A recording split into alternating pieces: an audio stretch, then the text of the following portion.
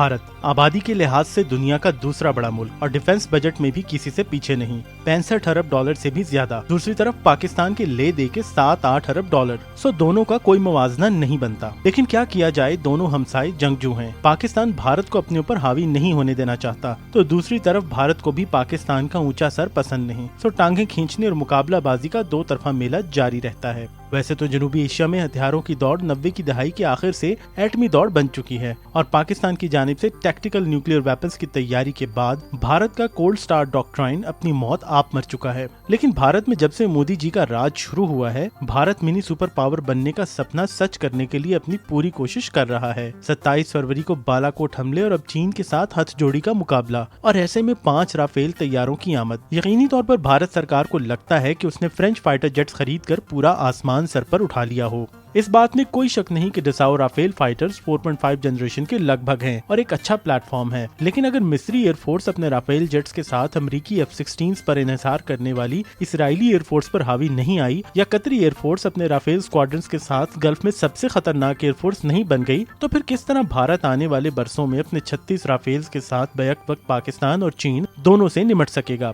चीन की बात तो चीन ही जाने, लेकिन पाकिस्तान भी जाहिर है कि इस मामले में हाथ पर हाथ रखकर नहीं बैठ सकता। गुज़िश्ता वीडियो में हमने पाकिस्तान को दस्तयाब चाइनीज J-10 और J-20 स्टेल्थ फाइटर्स की बात की थी। इसी पस मंजर में चीनी सदर शी जिनपिंग का सितंबर में होने वाला दौरा पाकिस्तान भी है। अब न सिर्फ पाकिस्तानियों बल्कि दुनिया भर की नजर इस बात पर है कि पाकिस्तान क्या करता है। लेकिन जैसा कि सब जानते हैं कि ये शॉपिंग का मुकाबला नहीं, बल्कि बहुत सोच समझकर करने वाला फैसला है, और यकीनन ऐसे फैसलों के लिए बहुत पहले से होमवर्क भी करके रखा जाता है। तो J-10 और J-20 के ऑप्शंस तो सबके सामने हैं, लेकिन क्या ऐसा है कि पाकिस्तान नया प्लेटफॉर्म लिए बगैर भी भारत का मुकाबला करने, सामना करने और उसे टक्कर देने की पोजीशन में हो? ये एक ऐसा ऑप्शन है कि नए तैयारों का सुनकर बहुत से लोग इसे नजरअंदाज कर देते हैं। लेकिन दो ऐसे इवेंट्स या न्यूज हैपनिंग्स हैं जिनको देखकर या जरा गहराई में गौर करके आप जान सकते हैं कि पाकिस्तान की मौजूदा सलाहियतें क्या हैं और पाकिस्तान कैसे नए चैलेंजेस का मुकाबला कर सकता है। सबसे पहले अगर राफेल की बात की जाए तो जनाब 5 राफेल तैयारों की गिनती बरसों नहीं तो कई महीनों बाद जब 36 तक पहुंचेगी, तो तब भी तमाम के तमाम भारतीय राफेल्स का फोकस चीन होगा, पाकिस्तान नहीं। तो राफेल होता तो ये होता और वो होता, ये सब बातें अब पुरानी हैं। अब हम आते हैं एक ही दिन में होने वाले दो अहम वाकयात की जानिब। सबसे पहले पाकिस्तान एयरफोर्स के चीफ यानी chief of air staff air chief marshal Mujahid Anwar Khan का PAF की अहम तरीन ऑपरेशनल एयर बेस का विजिट। ये बेस एक ऐसी बेस है जहां JF-17 थंडर्स तैनात थे,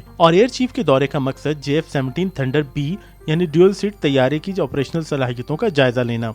F-16 उड़ाने का वसी तजर्बा रखने वाले एयर चीफ ने मुल्क में तैयार किए गए इस ड्यूल सीट तैयारे की ऑपरेशनल सलाहियतों का जायजा लिया। जमीनी और फिजाई अमले के साथ बातचीत करते हुए पाकिस्तान के एयर चीफ ने उनकी पेशा वराना सलाहियतों और जज्बे को सराहा। एयर चीफ का कहना था कि ड्यूल सीट और ब्लॉक 3 JF-17 थंडर की शमूलियत पाक फिजाइया की जदीदियत को बरकरार रखने में मुआविन साबित होगी। उन्होंने मजीद कहा कि पाकिस्तान एयरफोर्स का हर फर्द एक ऐसी विरासत का अमीन है जिसका इजहार गुज़िश्ता साल ऑपरेशन स्विफ्ट रिटॉर्ट के दौरान भी किया गया था। एयर चीफ ने राफेल का नाम तो नहीं लिया, लेकिन उनका कहना था कि पाकिस्तान दुश्मन फिजाइया की जानिब से असलहे के ज़खायर इकट्ठा करने से कभी मरूब नहीं होगी। दूसरी अहम तरीन बात DGI-SPR major general Babar Iftikhar की प्रेस कॉन्फ्रेंस थी। वैसे तो DGI-SPR की हर प्रेस कॉन्फ्रेंस ही अहम होती है, लेकिन इस प्रेस कॉन्फ्रेंस की सबसे खास बात डिफेंस एनालिस्ट के नुक्ता नजर से वो जवाब था जो DGI-SPR ने भारत की जानिब से राफेल को इंडक्ट किए जाने के जवाब में दिया। 5 राफेल का सफर जैसे फ्रांस से हिंदुस्तान तक कवर किया गया, वो दिखाता है कि उनकी इनसिक्योरिटीज़ का लेवल क्या है।